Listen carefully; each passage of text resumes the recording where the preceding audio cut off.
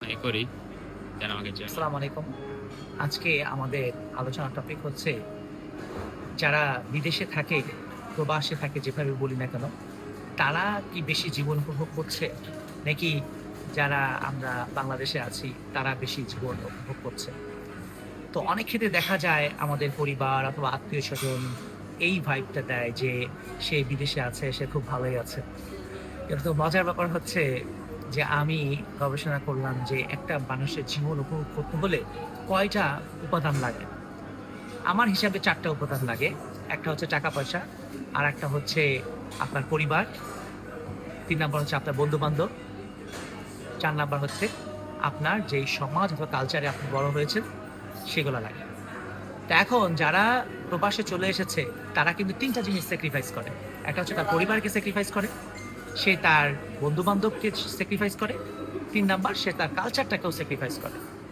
যেমন মনে করেন যে এবার যে ঈদ হলো, অনেকেই প্রবাসে ঈদ কাটিয়েছে। তারা কিন্তু ঈদ উদযাপন করতে পারে নাই যেভাবে করে আপনি যিনি বাংলাদেশে আছেন, ঈদটাকে উদযাপন করতে পেরেছেন, এই কালচারটাকে উদযাপন করতে পেরেছেন। তাহলে আল্টিমেটলি প্রবাসে যারা থাকে তারা শুধুমাত্র একটা উপাদানই পায়, তা হলো টাকা-পয়সা। এজন্য আমি মনে করি যে যারা বাংলাদেশে আছেন, পরিবার হোক, বন্ধু-বান্ধব হোক, তাদের বেশি চিন্তা করা উচিত। যারা প্রবাসে আছে তাদেরকে লুক আফটার করা, খোঁজখবর নেয়া, এন্টারটেইনমেন্ট দেয়া, যাতে করে এই গ্যাপটা তারা না পায়। যদিও ভার্চুয়াল জগতের হেল্প কখনোই একটা রিয়াল লাইফের টেস্ট দিতে পারে না। তারপরেও জাস্ট বলার জন্য বলা। আর আজকে একজন ভাইয়ের ভিডিও দেখলাম। তিনি বললেন যে রেমিটেন্স আপনি ঠিকই পাঠাবেন, কিন্তু কয়টা লোক আপনাকে ঈদের দিন কল দিয়েছে? তাই মনে করি এই ভাই একটি রিয়েল বিষয় তুলে ধরছে। আমাদের সবার কালচার পরিবর্তন হওয়া দরকার। আমরা যদি বসে, বসে চিন্তা করি যে বিদেশে আছে সে আমাকে কল দিয়ে খোঁজ নিবে, তাহলে একটা ডিজাস্টার। এটা এরকম হওয়া উচিত ছিল না।